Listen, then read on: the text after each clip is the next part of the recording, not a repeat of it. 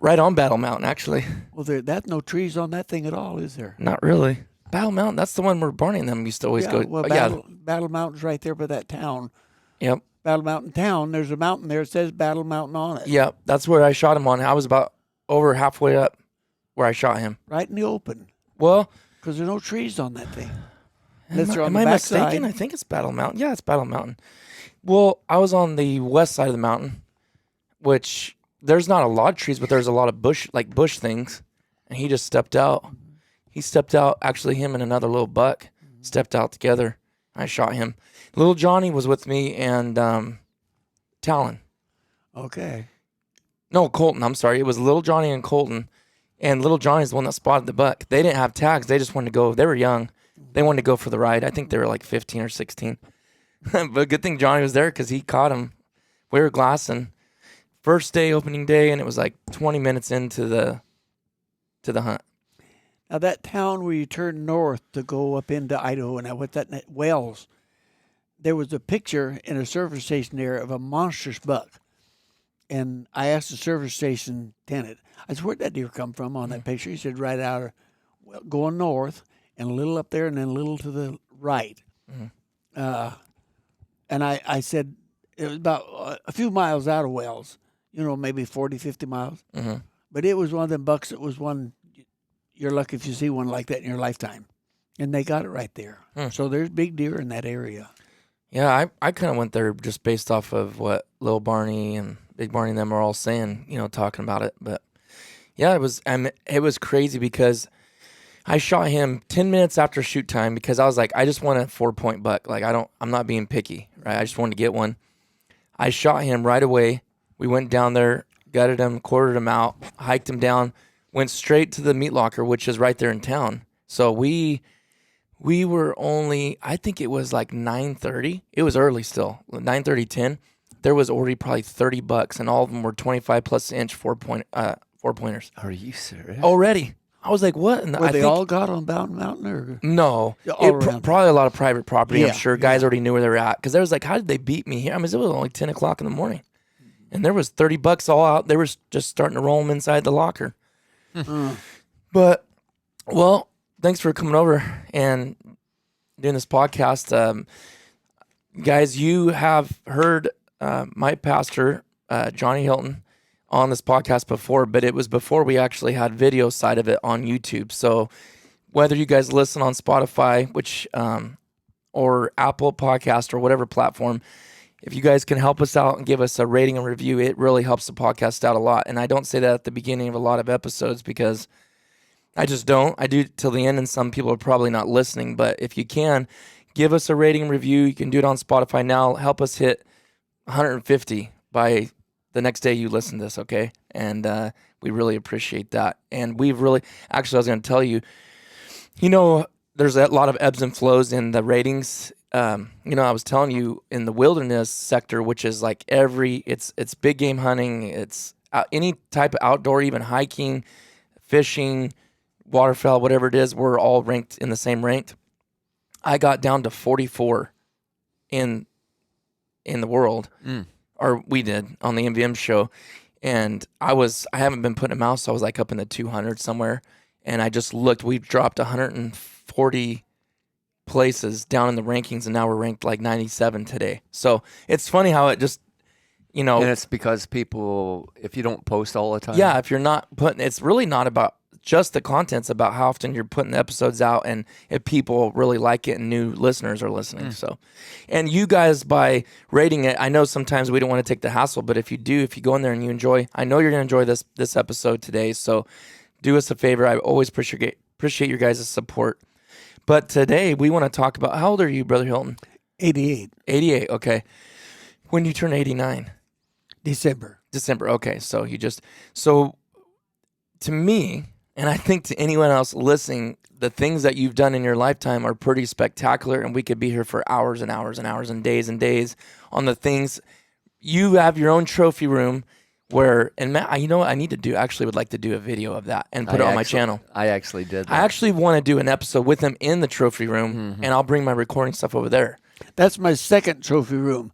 I donated my first one to the Academy of Science in the Fresno State College. Oh, is Is it over there? Yes. Really? What's there is the things I had back like 10 years ago, and I downsized, so I've started over. And this is my second trophy room I got there now. Wow. And it is something, it's a sight to see, but I don't want to do, go ahead, Dan. Well, your trophy room, too, you also had a gun club, and in that gun club or museum, you had all the animals. Right. Yeah, a literal It was museum. a Yosemite Wildlife Museum is what that was. Yeah. For how many years? Well, I opened it in 85. And I don't remember when I sold out. I don't remember. But when I sold out, I had a lot of things from the Academy of Sciences in San Francisco in there, like seals and walruses and that I couldn't get. But the things that I got from the Academy of Science, I took back. The other things were mine.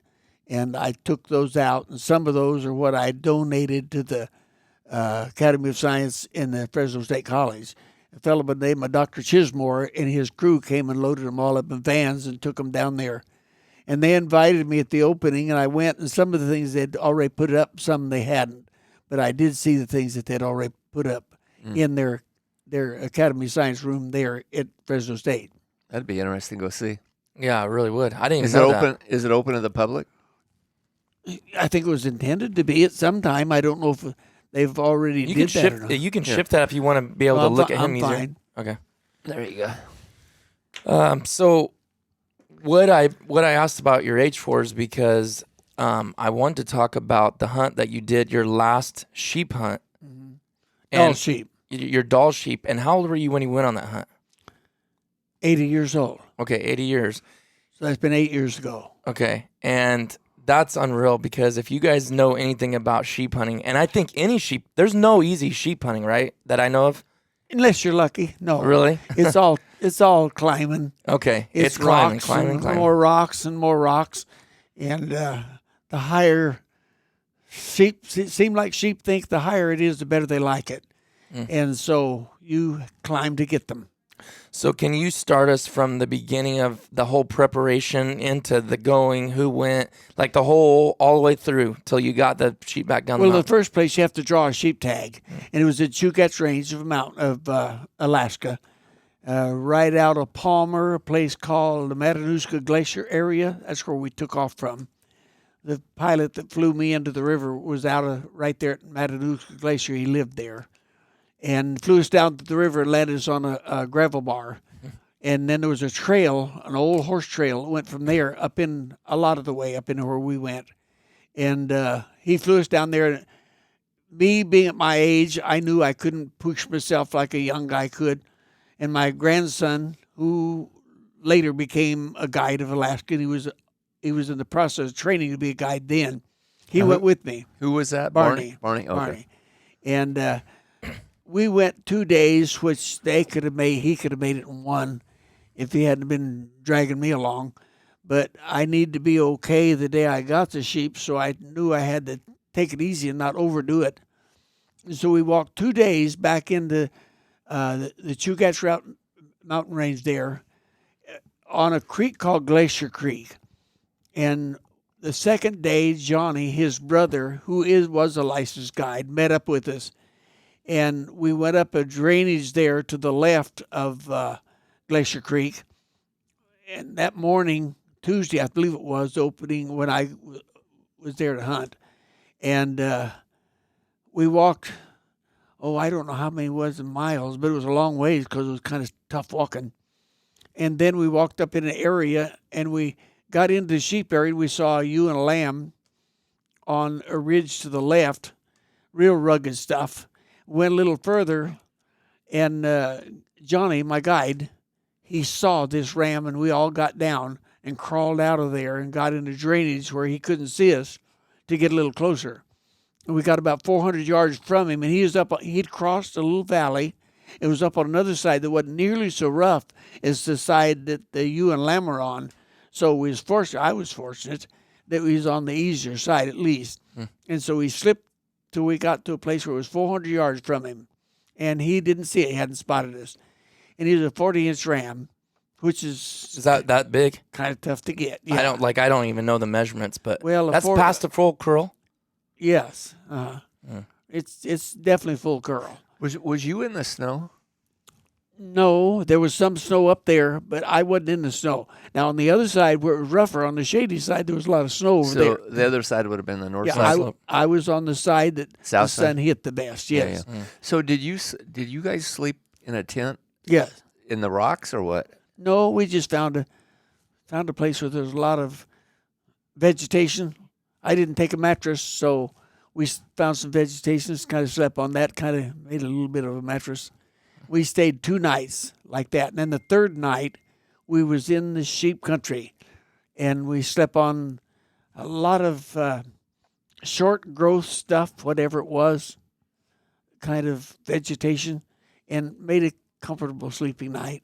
And we got up there, and that next morning's when we walked into this canyon where we saw the ewe and lamb. And this ram had crossed it. Of course, at that time of year, the rams and ewes and lambs don't stay together too much. He was by himself, and he's up in a real steep area, real steep, but not near as rocky as the other side would be, not bluffy rocks. And he was eating, grazing, and we slipped up where we got within 400 yards of him and got a position. I laid down on my stomach, my belly, and put a couple backpacks under my gun where it was a good solid way to aim for that distance. And I aimed a little bit high at the distance, but not real high, and hit him close enough to the spine that it killed him instantly. And he rolled down the hill out of sight behind a ridge. And when we went up to get him, he was laying there where he'd finished rolling. And as soon as I saw him, I knew he was an unusual ram. I'd killed another one a few years before. There was probably 36 inches around the curl, 35 or 6.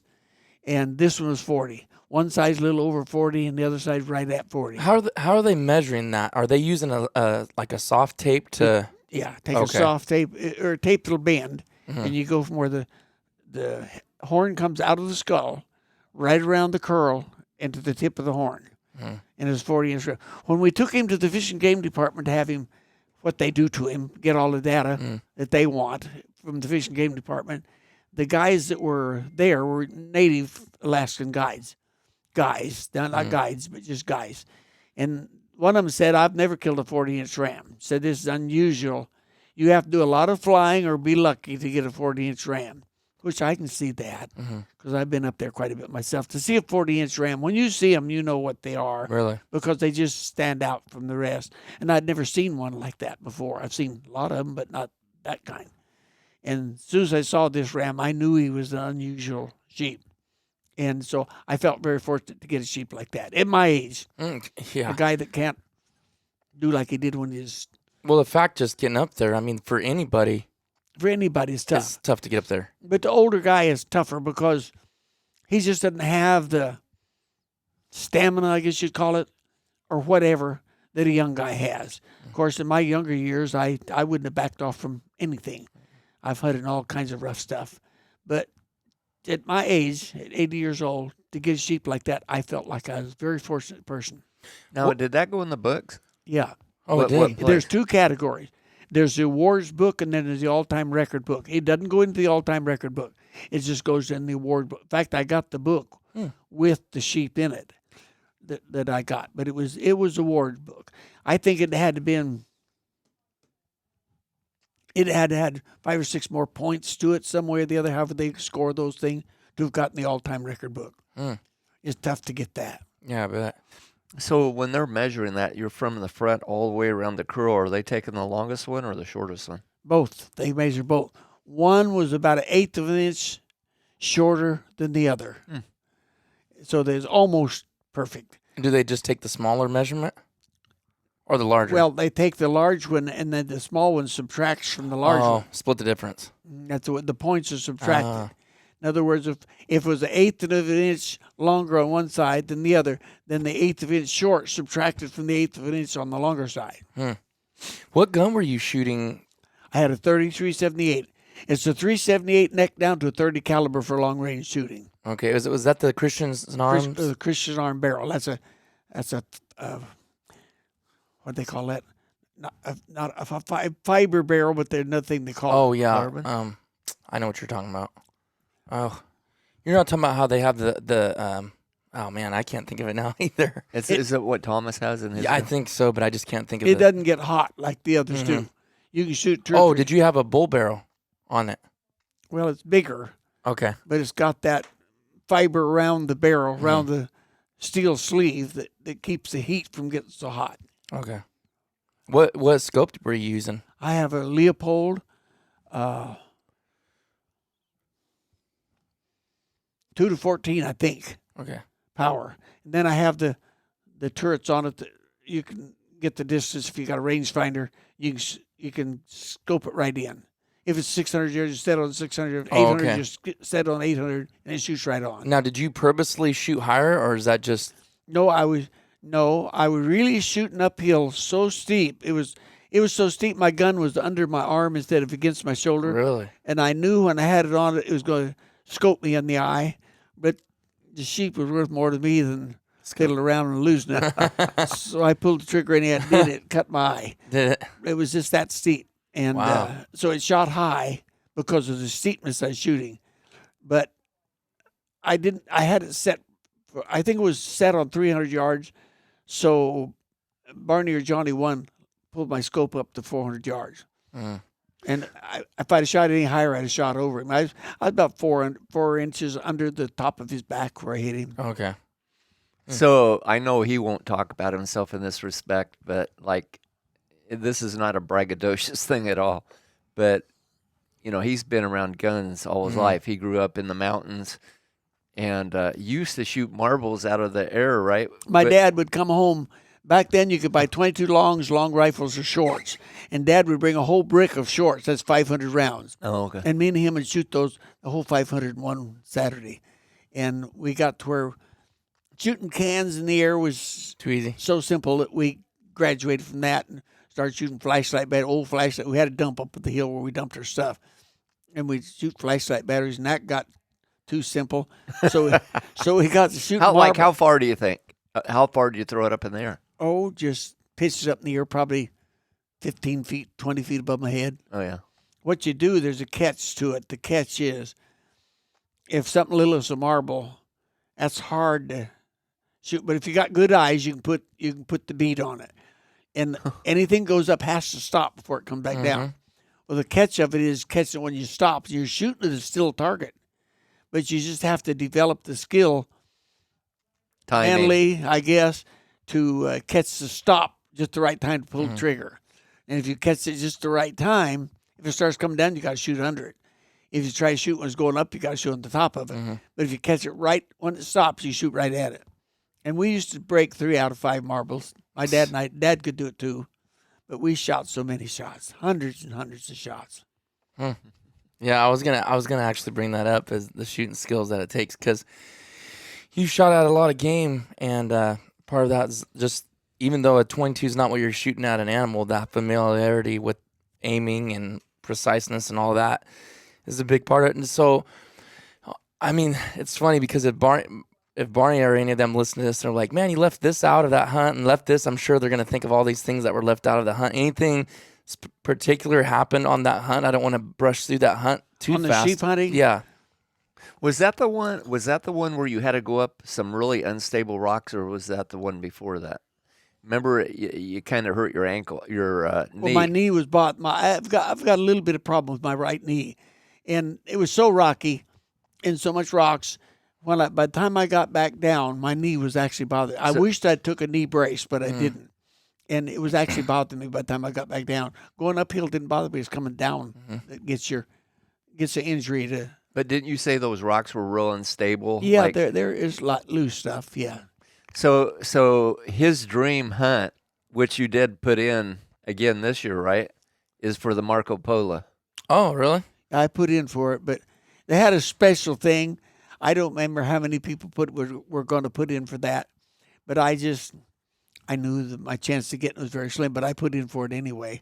Well, tell us, to me, it's interesting to me because I'm obviously not a sheep hunter as of yet anyway, but like a Marco Polo, I know a little bit about it because I've always heard you talk about it. What's so special about a Marco Polo sheep that. Well, Marco Polo was the young man that took an epic journey back years ago, many years ago, and through all that country where the Marco Polo, and that was Tajikistan.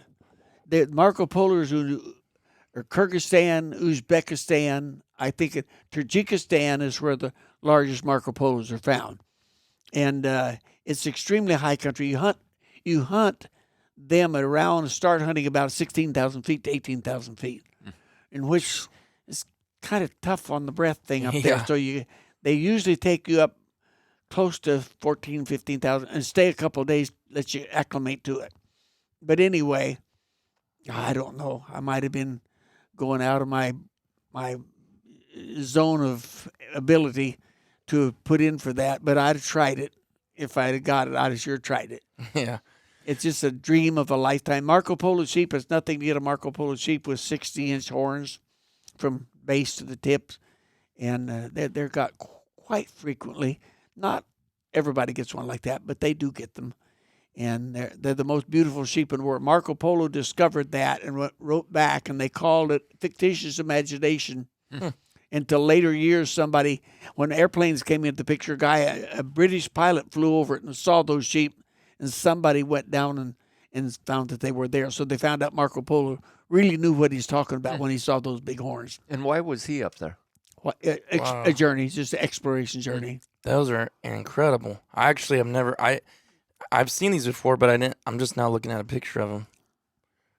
Well, They're the most that's coveted. Not a very good picture, but Yeah, they're about the most coveted sheep in the world. Are they? So are they part of like a slam, or it's because it's from another country? Does it not count? Not in this country, it doesn't count, but it does over there. See, the Marco Polo and the Argalis. There's a Gobi Argali, there's the Altai Argali, and the High Argali. That's a Marco Polo. Yeah. That's probably a 60-inch ram right there on your camera. Yeah. Anyway, the Argalis are all in the same family, but they're from different areas, and the Marco Polo is the one that has the longest of the horns. The High Altai Argali's got the heaviest of horns as far as the base is concerned. So that's what I was gonna. Okay. If you was gonna hunt something like that, based on what's gone on over in that country, is that near Afghanistan, and is it a safe place to actually? It's north of it. When you're spending a gob of money hunting, which to hunt a Marco Polo sheep is around 30-some thousand right at the base before you start spending air travel permits and all that. But it's about 30-some thousand just to get the draw on a Marco Polo sheep. When you spend that kind of money, people are getting so well paid. Those people over there don't make anywhere near the kind of money that we do here. So when you get one of those tags and that the crew that takes you out there, you're almost something special to them because of the money that's involved in it. Even though they don't know you and you don't know them, right. They treat you almost as if you're gold to them because of the money that is involved in this. So I think I'd feel safe to go. I would go if I got a chance. Which country would you? Tajikistan. That's the one. That's where I'd rather go. Okay. If I was wanting to get the Argalis, I might go to one of the other areas there that has Argalis that aren't the Marco Polo Argali. But I'd like to go to all of them if I could, but I should have got involved in that 30, 40 years earlier. Well, before we went into Afghanistan, we were staged at Kyrgyzstan. There's and as far as I know, those are all kind of safe. They call it Kyrgyzia. Okay. There.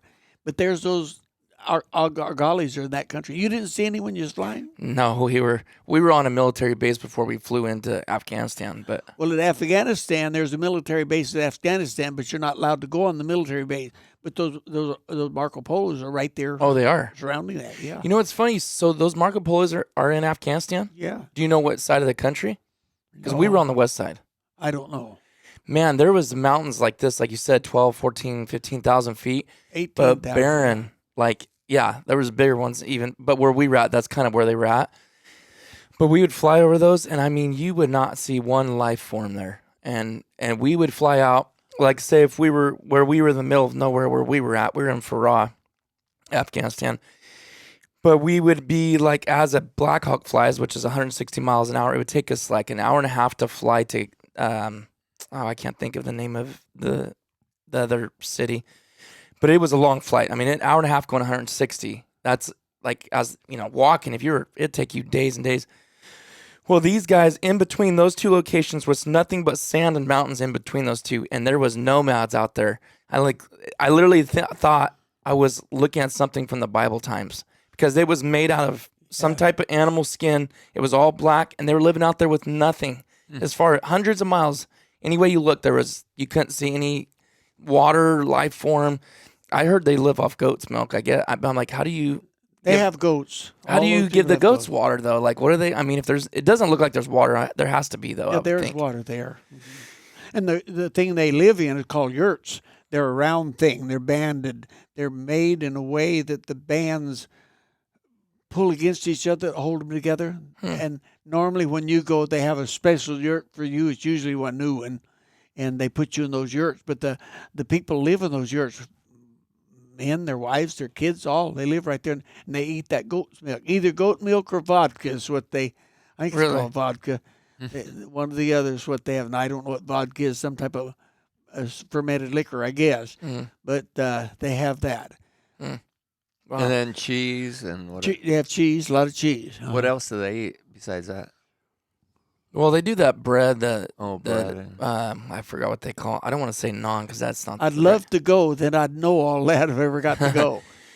Well, we actually had the locals come in and cook for us, which is kind of still bizarre. That, I mean, I guess they passed their safe checks, but from the city and came in and cooked for us. It was actually really good. But well, now where the Marco Polo sheep hunting starts is a camp called Cold Springs Camp, and I think the town, unless I'm misrepresenting this, I remember right. Of course, what I've read. I think it's called Margob. And then they go from Margob, I think, on into the Cold Springs Camp, and out of there is where they go into Marco Polo sheep hunting country. And that's in Tajikistan. Okay. So it's all above tree line. Oh, yeah. Yeah, it's barren mountains. You'd never see it. If you were flying your helicopter, never see them. Unless they moved, you'd never see them. If they moved, you'd see them. But they so blend in to the rocks and the decor of the country there and the color, you'd never see them standing still. But so they're probably out there. I just never seen them. Yeah, if you were there around that military base, what do they call that? There's a name for that military base. Kandahar, was it Kandahar or on that side? I'm not sure. Big military base, and the hunters are not allowed to go a certain perimeter from it. You can't go beyond that. I bet you it's somewhere around Kandahar, because I want to say those sheep are somewhere in the northeast zone of Afghanistan. I want to say those are where the massive mountains are.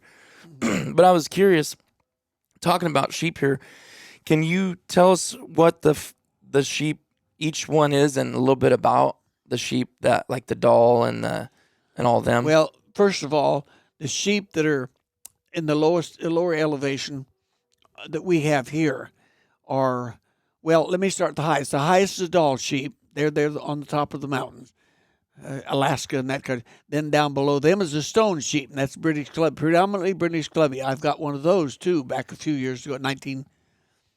I was 74 when I killed that one. I just came from Africa on an African lion hunt in South Africa, and came back and went on that stone sheep hunt.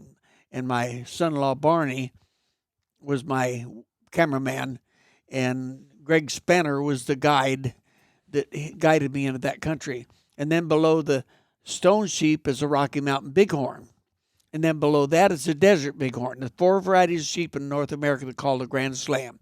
The Dall, the stone, the Rocky Mountain, and the desert bighorn.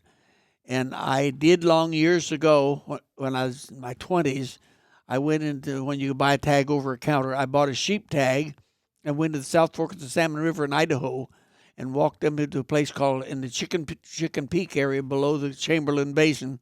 And I did kill a mediocre bighorn there. I've got the head mounted in my house. But it's not nothing to brag about, just a mediocre type sheep. But they do get some big ones out of there. But a young guy, I had a guide, but you didn't have to have a guide. But I had a guide, and he was doing elk camp, so I kind of did this on do-it-yourself type thing. And I saw this sheep and got it. And so I've got the Dall, the stone, that one bighorn. So I lack the desert bighorn having a Grand Slam, I guess. I put in for Rocky Mountain Bighorn sheep in Area 5 of Wyoming this year. If I got that, I'd get a nicer one than I had before. Which are the ones that are white? The Dall. Dall. The Dall's solid. And they're white. from what, British Columbia? No, well, they're Alaska's basically where I went. But then they do have them in the northern part of Northwest Territory, and I think the very northern part of British Columbia. There might be a few Dall in there, but when they get down where they mix with the others, they call them Fannons. Oh, what are they called? Fannons. If they're partly stone and partly Dall, they kind of have a different coloration to them. They call them Fannon sheep. And that don't count for nothing other than just crossbreeding. It has one brown hair and it's called a stone. Really? To be a Dall, it has to be totally white. Oh, okay. Wow. Huh. So when I've driven that truck up 395 in California, and I send the picture of those sheep with the signs that says major traffic, and those big east, I guess it's East Sierras. Uh-huh. It looks, I mean, they're really jagged mountains. I've seen sheep on there twice, just driving 395. But those are which ones? Are those the bighorn? Bighorns, yeah. In fact, they come down on the road sometimes because I had an uncle. He's passed away several years ago, my mother's oldest brother. He and his wife took a trip up there, and they saw one of these big rams on the road, and they stopped and was taking pictures. And that old sheep wasn't scared of him at all because he's used to people. And he came up close enough to the car, and my uncle kept his car so shiny that sheep saw himself in the side of his car and thought that was another sheep. And he just lowered his head and knocked a dent in the side of my uncle's car. Oh, my goodness. He had it fixed when he got home. But that sheep thought he was butting another sheep, and he's butting my uncle's car. So you were at the Army base there, right? At Hawthorne? Well, we've trained there. Yeah, because from there you flew into those mountains, right?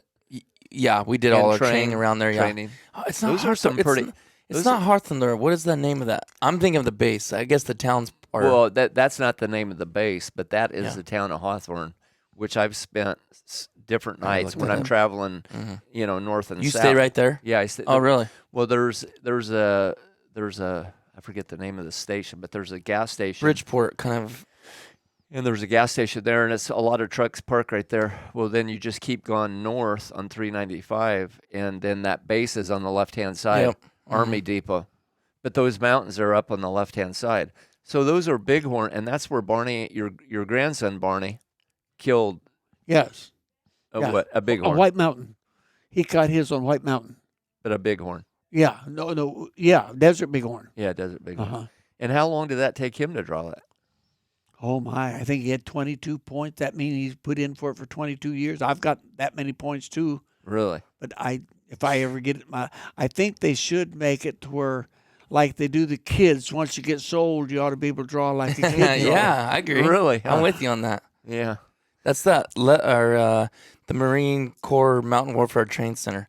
I can't remember what they call that base, but yeah, that's what you're talking about, right? Now, there used to be bighorn sheep right in our mountains up here out of Fresno, San Joaquin River drainage. Really? I had an uncle, Leroy Brown was his name, and his dad was Herrick Brown, and he was just a ranger at Clover Meadow for 40 years. And they went back there when he was a young man, when my uncle was just a kid. And they packed back in that country, and there's some hot springs up on a tributary out of, I think it was Fish Creek or Fish Valley. They had some hot springs in it that no snow ever stuck on the ground all winter. And these sheep used to come in winter, and they'd find skeletons of old sheep that died in there during the wintertime. And that was right our Sierras. Of course, they've been long gone. I don't think there's any sheep in our Sierras now at all. What do you think ran them out of there?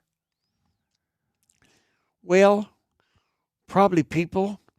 Back then, there was no seasons, there's no laws, and I think probably people that went back in there like sheep herders to find something, to get something to eat, they'd shoot a sheep. And then I guess probably natural causes as well, disease. Maybe when they took domestic sheep back in that country, domestic sheep and wild sheep don't work together. Domestic sheep give the wild sheep a pneumonia, and they die from it. So probably just a number of things caused them to disappear.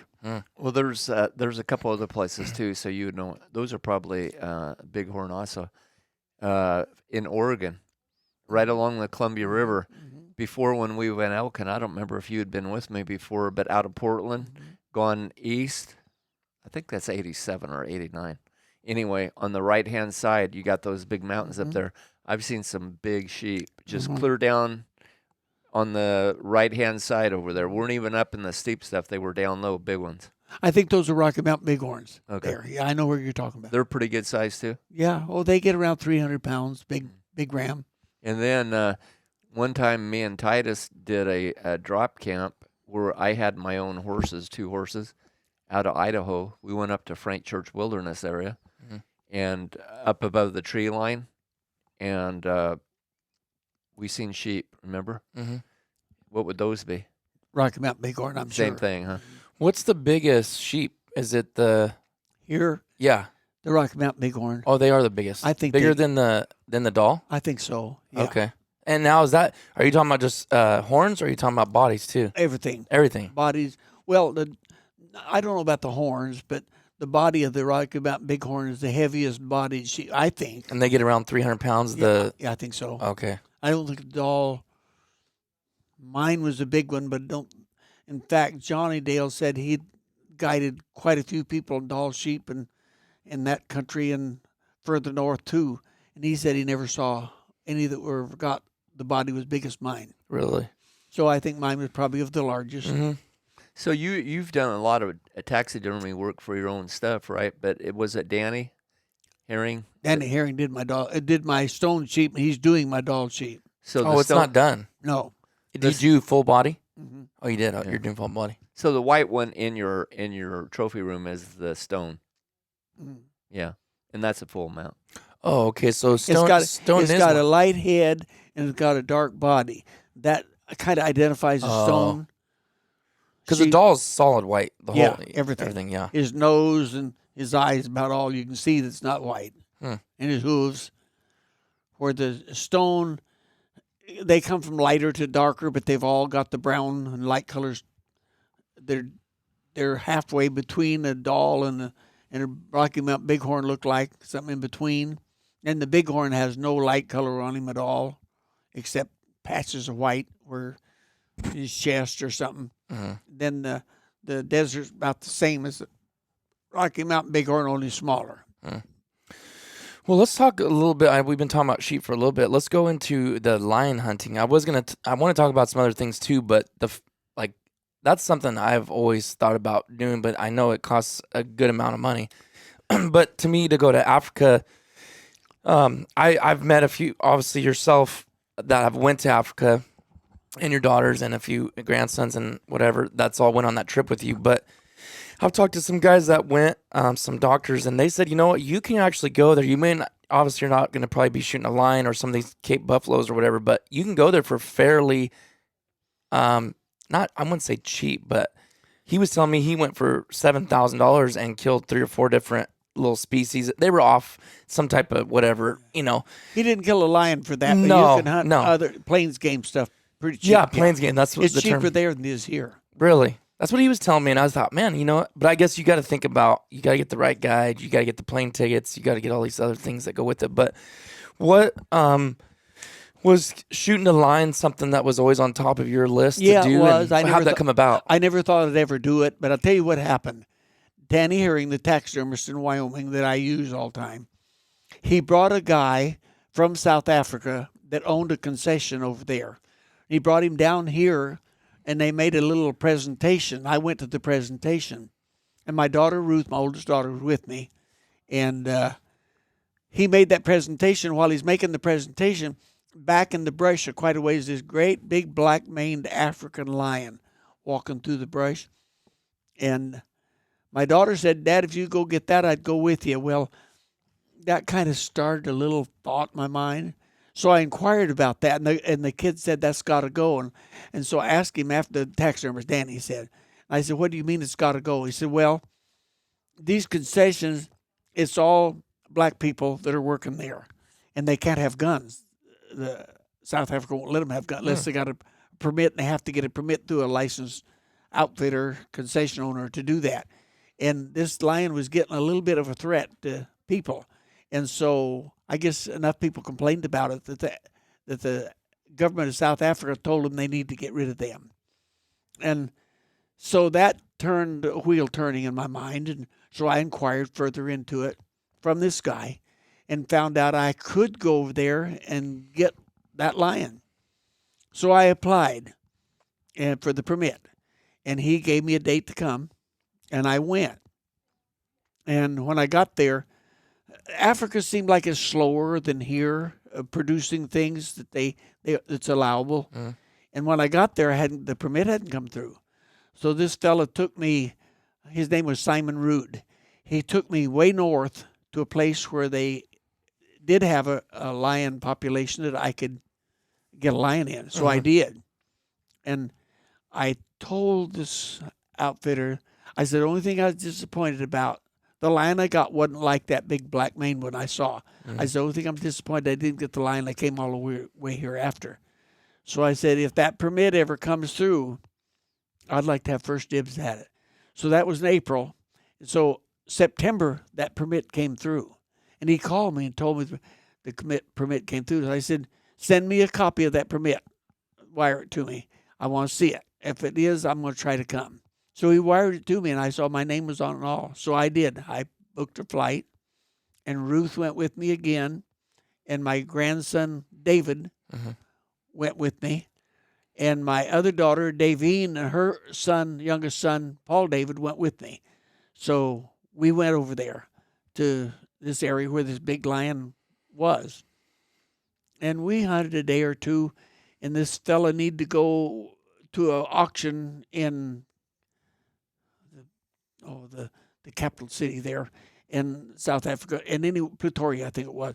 And while we were there, the guy in this concession said, I have a visual on that big lion, which these concessions are so big, it's just almost as if it's open, which South Africa is all high fence. And so we got all of it. Why do they do that? Cutting station. Well,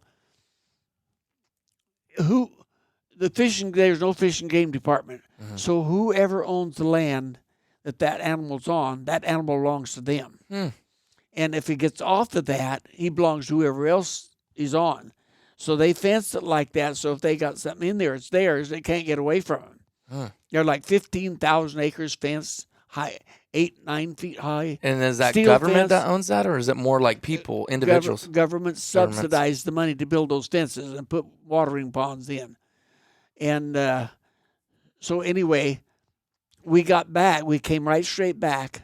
And this fella that was the manager, that Touchstone was called, concession, told us, he said, well, it's right over that way. And he pointed the directions where that cat is. He said he's probably bedded down because they traveled all night. He said whether you get to see him or not, I don't know, but that's where they are.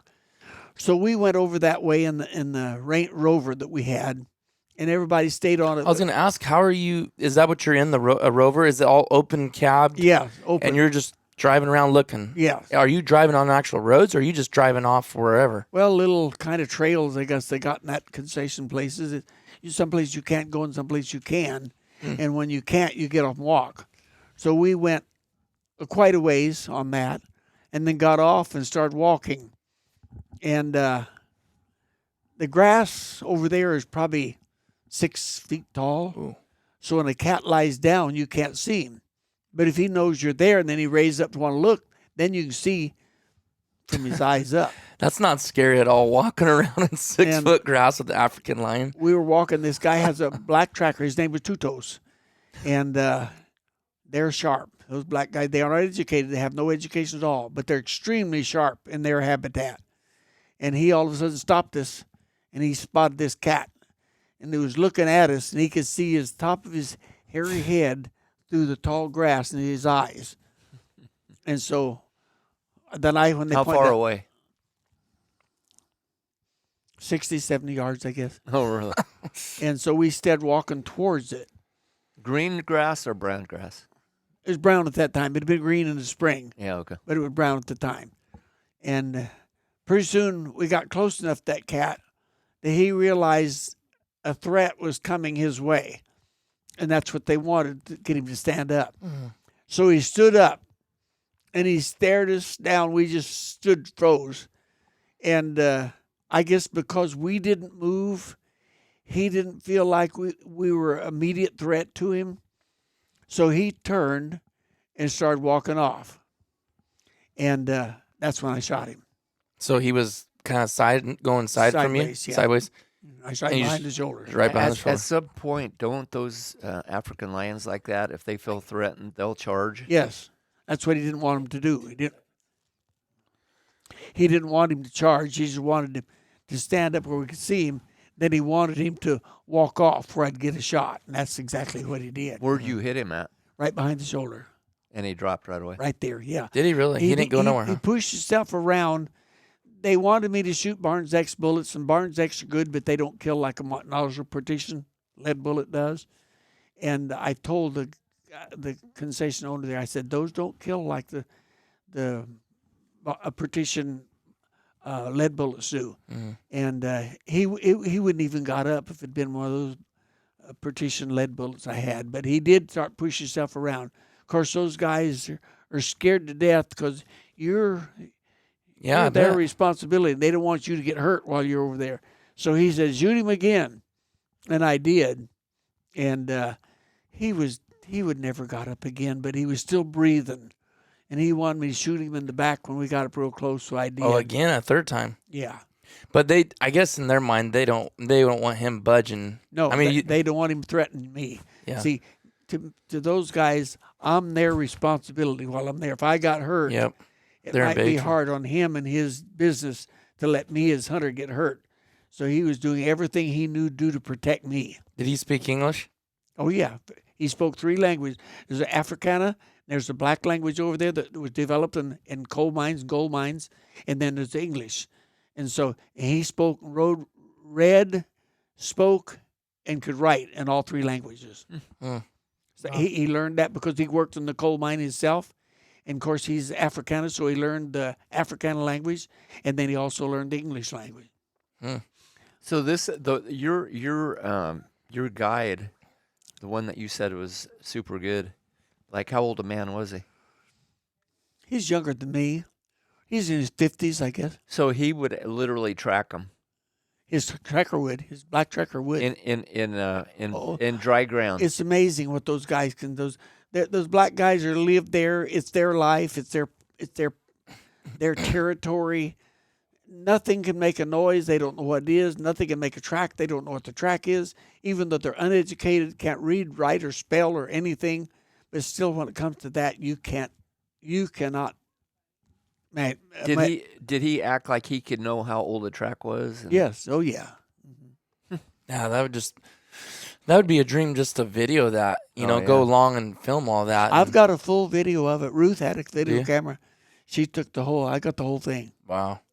So you shot him from how far? Was it 60, 70 yards? About 40 yards. 40 yards. 40 yards. That's pretty close. That's a bow. You should have took Yeah. your bow.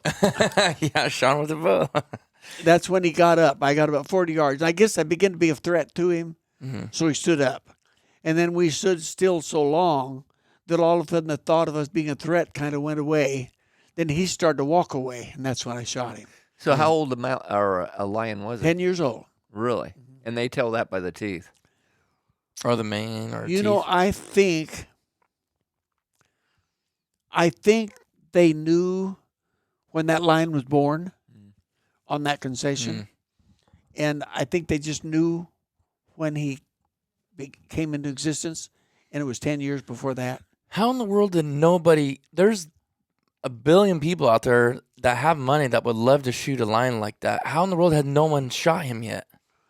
I got in before anybody found out about it. Wow. When he told me that lion has to go, hunters didn't know about it. And I just happened to be the guy that was there when that was first said. And I got in on it before the other. Oh, there's a lot of guys pay $50,000 to get that lion. Easily.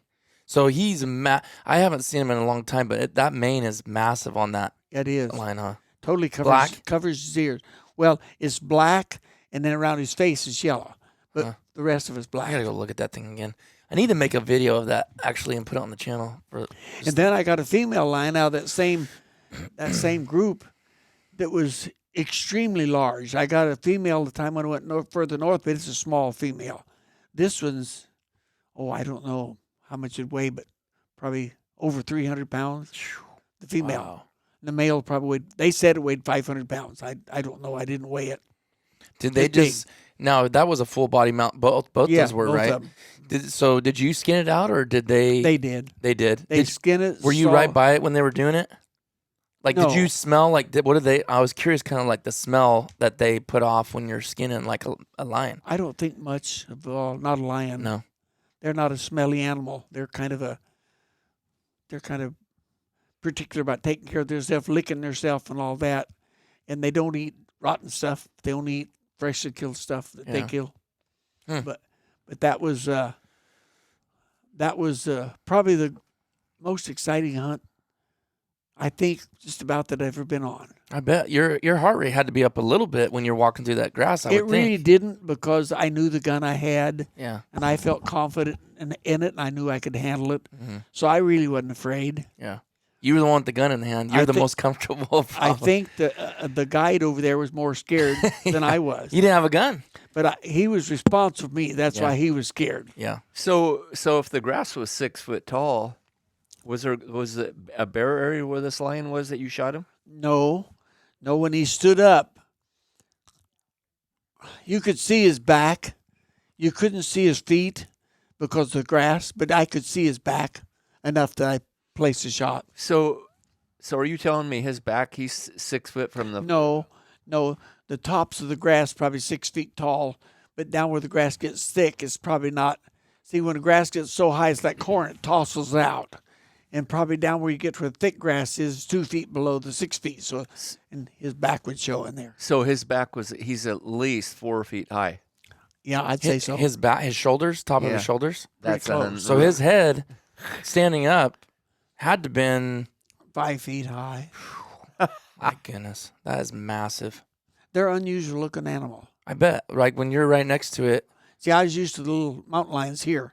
Our mountain lions are nothing compared to those in size. And our mountain lions are good size too, but not like that. Wow. Those African lions. See, they're the ones that fought in the arenas. People fought in the arenas in the days of Rome in the Colosseum. They'd turn lions in there loose and let people, what they call those people that did that? They went in and fought with them. Gladiators would fight with those lions in the arena to entertain the people of Rome. Well, didn't they do that to the Christians too? Yeah. They fed the Christians a lion? They did. They tried that with Daniel, right? Yeah. Put him in a lion's den. They put Daniel in den of lions, but God locked their mouths where they couldn't. Makes you wonder how many lions were down in there. That's in Daniel 5, if anybody'd want to read it. Yeah. Well, part of it's in Daniel 5. It's where the story is being told. But he was put in the lion's den. Yeah, that talk about a miracle. God closing the mouth of those African lions. My goodness. Well, actually, so do you think did you think they pulled them from Africa, or were their lions where they No, were they at? brought them in from wherever They brought them in. Yeah, of course, there were lions. They were pretty widespread in that area of the country back in those times. But not anymore, right? No, they're pretty well. There's too much civilization over there in a lot of that country now. I don't know where those lions in the arena came from, but they were probably from somewhere other than right there. But they'd put them in cages and then bring them in on ox carts and put them in that arena. Man, starving to death too. It was kind of a horrible period in human history, what they did back there in those days for entertainment. Well, if you think, though, that I 100% agree with you, but if we start thinking of what goes on nowadays, think about abortion. I know it. How sickening. Well, yeah, they ain't getting ripped apart. I mean, well, they are, but like not as full-grown adults, and it's something we sit there and visually watch, but to think how sick the world is that are doing that to brand new life, innocent, helpless babies. They passed something. They just passed something. I just seen it. And I can't remember which state it is. I could look it up real quick, but they just passed it that they can abort a baby like 13 days after they're born. They're calling it abortion still. No. After it, like 10 to 13 days after it's born. That just passed. Sickening. That's been born, officially born. Yes. Wow. I can't even fathom that. Can't even fathom it. Like, why aren't they adopting those children? I don't know. Why don't they put it out for adoption? Yeah, I'm going to look it up right now, actually, because I wanted to. It just, I mean, I can't even Do grasp that. you know my nephew Tyler? Yeah. And Kelly? They had been, she's had like four miscarriages, and she was. They decided they were going to adopt. Well, they had a boy that was going to be a newborn boy, and my sister Sharon, she just called like a week ago, and said that the woman that was going to put it out for adoption, the mother, decided at the last minute that she's not going to do that. So they were, it was pretty tough on them. I take this is what it is. It's worse than what I said. It's Maryland, 28 days. Oh my God, I didn't know that. What state is that? Maryland. After Are birth. you serious? Yep, after birth. Trying to believe. What? Yep. No. That's Are just you serious? Yeah. Wow. Anyways, so That's that terrible. being said, all the things that we can't do and protect little bugs and little rats around, it's like Shrimp, fish. because I was just saying, comparing to the old times, we that was gruesome and terrible, but like today in this day and age, we don't think about it as much, but it's like it's pretty brutal. I'm still curious though, going back to and I don't want to make light of that obviously, but I don't want to be digging into that on this episode. But I'm still curious, and I don't know why, but the caping of that lion, I'm just curious for whatever reason. How thick? I mean, was there a big layer of fat on that, or was it very, very lean? Lions are lean. Lean. Now the bear have the fat. Okay. In fact, the bear will have, a big 500-pound bear will have maybe 80, 90 pounds of pure fat on it, Wow. where a lion doesn't have that. I mean, it's paper thin, probably, huh? Yeah, the hide is real thin. So did he have to kind of be careful when he? Of course, the did bear you watch hide's them? real thin too. Once you get the fat all off of it. Is it? Uh-huh. Did you watch him skin that lion out? I'm sure you did. No, I didn't. Oh, you didn't? They took it in their place, and we went back to the concession place where we were staying that they provided for us, and they took all care of that. Skinned it, salted it, dried it, everything. And I didn't see any. Okay. I was just curious, like What they do, they take it, skin it, salt it, and dry it, and then they take it to what they call a shipper, and the shipper, dipper rather, and then the dipper takes the shipper. They dip it to make sure there's no parasites on the skin, and then the dipper takes it to the shipper, and the shipper fills out all the paperwork to ship it over here, and they ship it to the East Coast. And then the East Coast gets it with all the paperwork on the dipper and the shipper. And then the East Coast gets all that paper. Once it's okayed by the game department over here, then they ship it to your tannery. Wow, what a process. Quite a process. How long did that take before you even saw that thing again? It had to take a couple years, huh? Or more? No. Maybe 6 months. Really? And you had your mount? No, it was to the taxidermist. Oh, did Danny do that too? Danny did that. Man, he's good, huh? He's incredible. He's, to me, the best. Yeah, I agree. I'm sad to see him get old because he's trying to get out of it. He's in his 70s. Is he really? And once you get to a certain age, all of a sudden anything becomes more of a, I guess I'd call it a pain in the neck. Or a It job? is when you're younger, more of a job. Yeah. And he's scaling back, but he's the best as far as I'm concerned. Yeah. I agree with you. Everything I've seen of yours is pretty great. Those African lions are absolutely perfect, and so is my stone sheep. It's actually eyes, perfect. nose, everything, huh? Everything. Mm. But if you watch him do something, you can tell why. He doesn't make as much money as some people would because he does so much more to make perfection than what they do that it cuts his profit down just by his time he spends. Dad, can you raise his up just a little bit? Just raise it. There you go, right there. Yeah. So those lions, they have access to every game, every bit of game that they would anywhere else, even though they're fenced, right? Oh, the fence game and those fences are absolutely unreal. The kudus, impalas, bliss bucks, gims bucks, all those things are in there. And they really feast on a kudu a lot. A kudu is about a 600-pound animal. Is it really? And so when a pride of lions kills a kudu, it's a pretty good feed for all of them. And they raise so fast in there that they don't cut the population down too much by what they eat. But when they finally get to the place, they get so many of them, they start killing for fun. That's when and then they become a threat to people that work in there. Mm-hmm. And that's when they try to get rid of them. Was that a surreal experience, just being in Africa like that? I mean, was it as neat as you imagined, or was it not what you thought it was? No, it's probably more than I thought. Really? It's just different.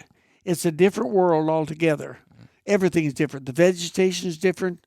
The landscape is different. It's earth. It's got the rocks. It's got the mountains. It's got the, not high like ours, but the mountains, like the Waterberg Mountains, are pretty good-sized mountains. And it's got all kinds of different animals. They have different animals we have altogether. Mm. They have the mountain reed bucks. They have the, like I said, the gin buck, the kudus, the impalas. Just, I mean, is there just literally when you're driving, is there just animals everywhere? yeah, Everywhere. you see them all the time. It's just, man, it's just wild to think. Only thing I killed beside the lions when I was over there is a blue wildebeest. I did kill a blue wildebeest. Oh, you did? But that's, So is there two different kinds? a black wildebeest and a blue wildebeest. Oh, yeah. okay. What's the difference? Well, the horns on the blue wildebeest comes out like a buffalo. The black on the black wildebeest comes out in front and goes up. Just different shape. So the blue ones are the ones I've probably seen in videos Yeah, and probably pictures. are. They're the ones that runs this. Are they how much do they weigh? Like, are they pretty big too? Yeah, they probably weighed 700-800 pounds, probably. The one I bigger than I shot. thought. Okay. The impala is a little animal, probably 150 pound, maybe a little more, but not much. And the Gibbs-buck is probably like a mule deer, 250, 300 pounds. The mountain reed buck is a little animal, probably 100 pounds. Just a group of different kind of animals over there. And you can't bring none of those home, the meat or nothing. Yeah, no, not the meat. Just locals eat it? Yeah. Okay. They have so many people working on those concessions that anything you get, they skin it, process it right there, and package it, and that's what those people eat all the time. And it's good because when I was over there, that's what I ate. I told them, I said, don't get our kind of food, just feed us what you get over here. You enjoyed it? I ate warthog. I ate kudu. I didn't eat the lions. They like the lion. They'll almost fight over lion meat. Yeah. Really? Now, is that because if it's more like a power thing, like because those are the scary creatures and eating them makes them feel like superior? They feel like eating lion meat makes you strong. Okay, that's what I was figuring, yeah. So, and they eat the whole thing, not just like the back straps or something like that. No, they eat the whole thing. Whole thing. Yeah. I don't know if you have time on this, but he did mention about the difference between a bear and how a lion's lean and the bear has a lot of fat. You and your grandson, that was 2021 though, right? That you shot those bears up in the mountains here? David, yeah. David did, but didn't you get one? No. Little David got one, and Big David. They both of them were Boone and Crockett bear. Oh, his son and grandson both. And they'd probably get 40 or 50 gallons. No, 5 gallons of rendered oil off each one of those bear. How much? Probably 5 gallons of rendered oil, and it's just as clear. You can see right through a gallon they saved jar, it. but it's golden colored, and it's real good to cook with. So they saved it? Yeah. Did they really? Milton did it? Yeah. And then gave it to them?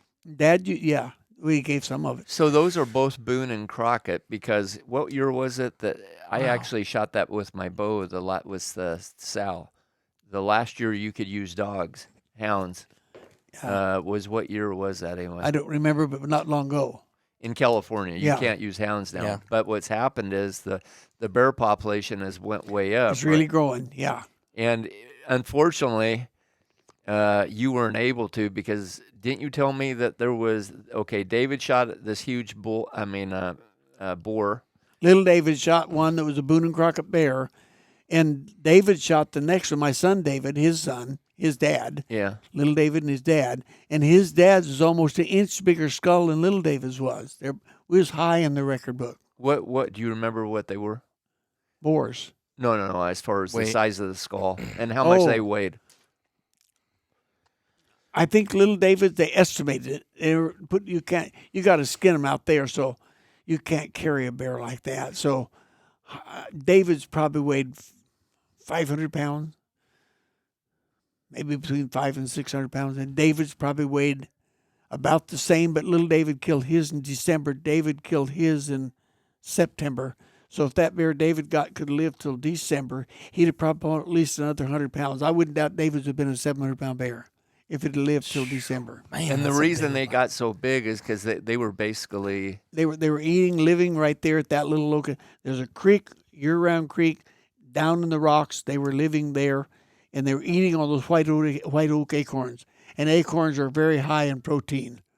And so they were living on those white oak acorns and drinking at that creek, and it was only a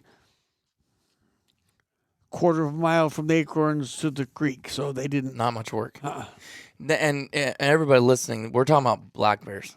That's black bear. That's not normal for black bears to be 500 to 700 pounds. I mean, that's I wonder what insane. place they got in the Boone and Crockett. David's was high. Little David's was in the Boone and Crock, well into it, but then David's almost an inch bigger. See, a 1/16 of an inch on a bear skull is a lot. An 1/8 of an inch is a whole lot. Really? And Wow. David's almost an inch bigger than little David's Really? skull. Wow. And they were in the same area? Yeah. That's so weird. Well, Because wasn't there another one? And they were hoping you could maybe get that other one. Yeah. So it'd have been all three of them, and that to me, that seems weird, though, for them to hang in the same area. Don't they, aren't they territorial and not, You know, are they not like that as much? a bear is territorial if he hadn't got enough food at one spot, but that's David's. But if he got food enough at one spot, Wow. he'll Look at live that there thing. all his life. With everybody else? Oh my Looks like a goodness. grizzly bear. Literally. He's just standing up on his hind legs. Yeah, he's standing up against that He tree. literally, he looks like a grizzly. He does. My He's kind goodness. of a brown one, which Dark brown. David, your son David, what color was his? Dark brown. David's dark brown. Little David's brown, but a lighter brown. My goodness. That's That unreal. thing That's is a big bear. huge. So a bear like Yes, that, how no. old was it to get that big? I don't know, but bear lived to be about 30. I would say this bear is probably a bear that was probably in his 20s. You can tell by look at their teeth, Worn down. worn off The main eye tooth is all worn off. from the other bottom one. Wow. They chomp together so much they wear off. Man, That's a big bear. that is massive. Oh man, they'd have to eat a lot of those what'd you say, acorns, in order to feed a big body like that Yeah, they would. every day, right? Yeah. So they're not. You don't think they're killing anything? I mean, No, I don't think so. too big and too They slow. couldn't catch anything up in our mountain. Now, there's in the truck bed, of course. Well, this is out of the truck bed. There's David's bear. See, it's lighter colored brown, but that's a big bear. He almost fills up the back of that. Look at the size of that. I remember when head. they were trying to load that thing, they had to use a big old winch. Yeah, had to put it on a tree. And Yeah, Milton went over there, didn't he? there was yeah. 4 or 5 guys, and they couldn't lift it up in that truck bed. It's a 500-pound bear. Yeah, that's insane. And then that kind of weight, 500 pounds, it's hard to handle. You can tell, though, that other picture was Big David's. Yeah, Right? You can tell the difference between this one and that one, though. Yeah. Even in the snout Yeah. and all that. Oh, yeah. They need to get Cameron Haynes to put it on his back. Yeah, let's see if he can carry that one. Well, see, he had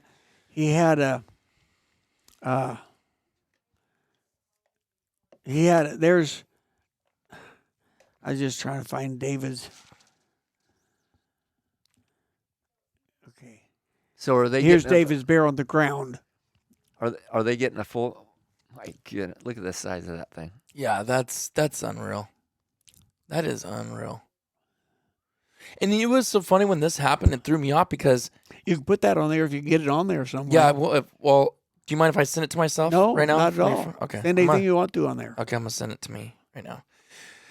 So if you guys are listening, you're getting mad if I don't remember, but I'm gonna try to. Oops, let's see.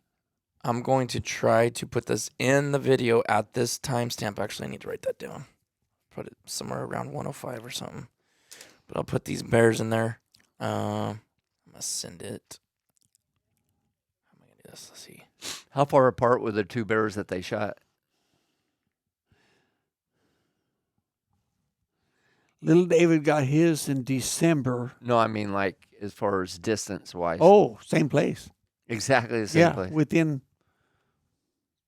100 feet. Really? Can you send me a picture of that one standing, too? I don't know how to do it, but I can find or find it for me and I'll send it to myself. Okay.